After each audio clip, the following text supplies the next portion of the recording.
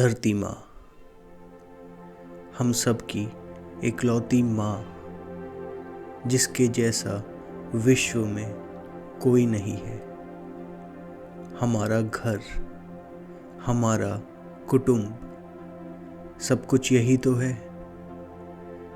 सभी पेड़ पौधे, पशु पंछी और मनुष्य को जन्म देने वाली। पर मनुष्य एक विचित्र प्राणी है।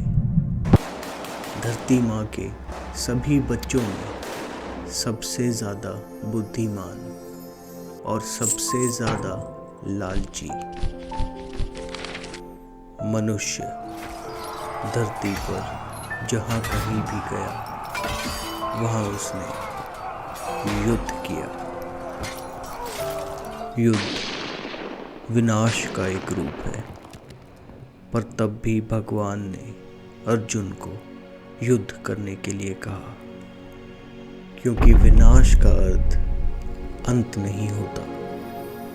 विनाश अगर धर्म के हित में हो तो वह एक नई शुरुआत बन जाती है। मनुष्य कभी युद्ध करना नहीं छोड़ सकता, क्योंकि युद्ध करने की क्षमता ही शक्ति होती है, और बिना शक्ति के कोई भी जीव जीवित नहीं रह सकता। शक्ति ही प्राण होती है, ऊर्जा होती है, और शक्ति के लिए युद्ध करना ही पड़ता है। जब पूरी दुनिया युद्ध में भाग लेती है तो वह विश्व युद्ध कहलाता है।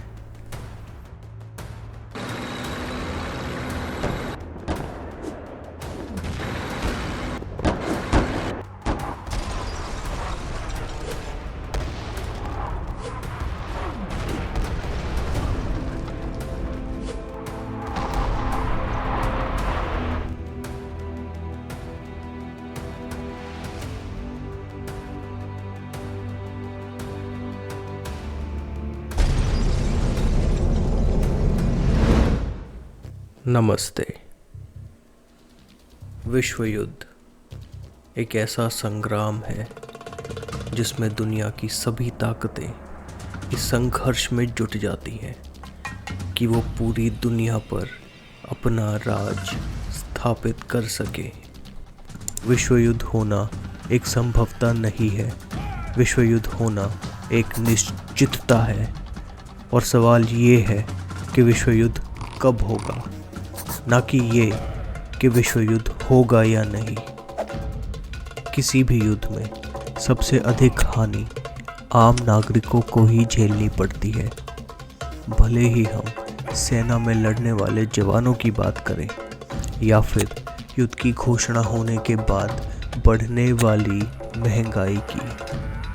पर भविष्य की घटनाओं पर विचार करने से पहले आइए ज़रा इतिहास पर थोड़ा ध्यान दें। दूसरे विश्व युद्ध के बाद ब्रिटेन कर्जे में डूबकर कंगाल हो चुका था और उसे अपना पूरी दुनिया में फैला हुआ कॉलोनियल राज खत्म होते हुए दिख गया था। There came an abrupt and shocking end in December 1941. For the men whose departure symbolizes the end of British rule. उसी दौरान यूएस की शक्ति को एक स्टेरॉइड का इंजेक्शन मिल गया था युद्ध में कूदने की वजह से।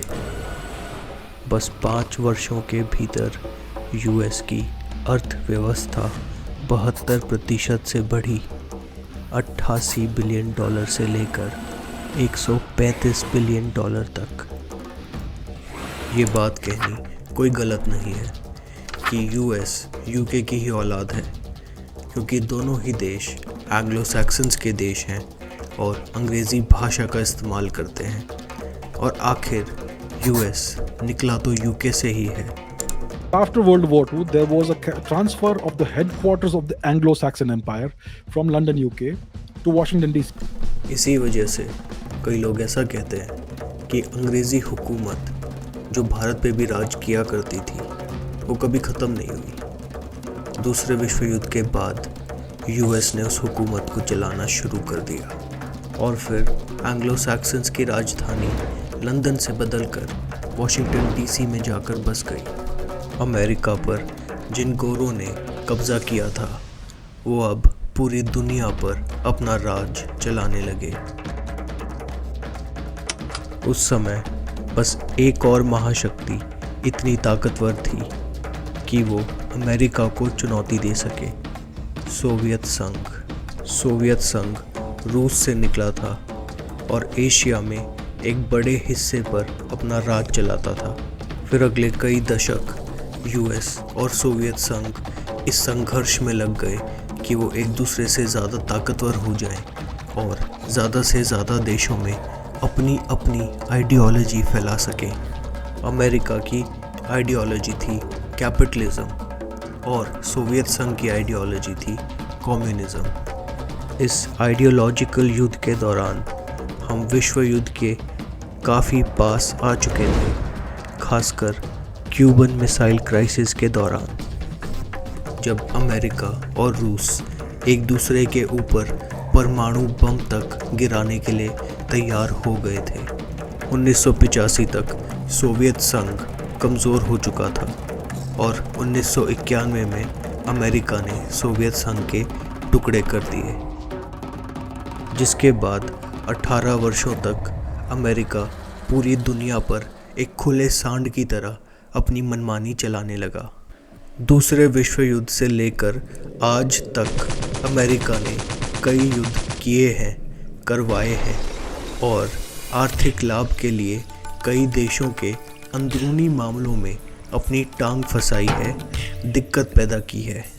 पर अब अमेरिका की ताकत कमज़ोर पड़ रही है और आपको ऐसे कई उदाहरण मिल जाएंगे जो इस सच्चाई को दर्शाते हैं। And taking over the presidential palace, a humiliating end to 20 years of American leadership. 5 to 50 be advised, Capitol Police 1 advised they're trying to breach and get to the Capitol. We have a breach of the Capitol! Breach! I need police!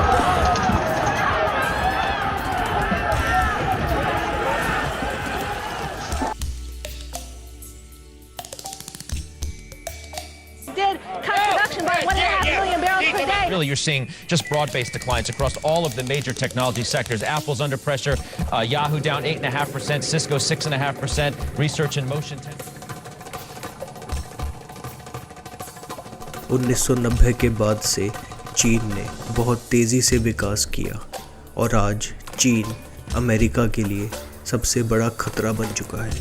अगर आप संकेतों पर गौर करें तो यह बात साफ साफ दिखाई देगी कि अब पूरी दुनिया के देश दो दलों में बटे जा रहे हैं। एक दल अमेरिका के पक्ष में है और दूसरा दल चीन के पक्ष में। अंतर्राष्ट्रीय राजनीति के इस उलझे हुए दौर में भारत अपने आप को सुरक्षित कैसे रख रहा है, हम इस बारे में अगले भाग में बात करेंगे। आप विश्व युद्ध के बारे में क्या सोचते हैं? कृपया कमेंट करके बताएं और लाइक और सब्सक्राइब करें ऐसी ही और दिलचस्प वीडियो के लिए। नमस्ते।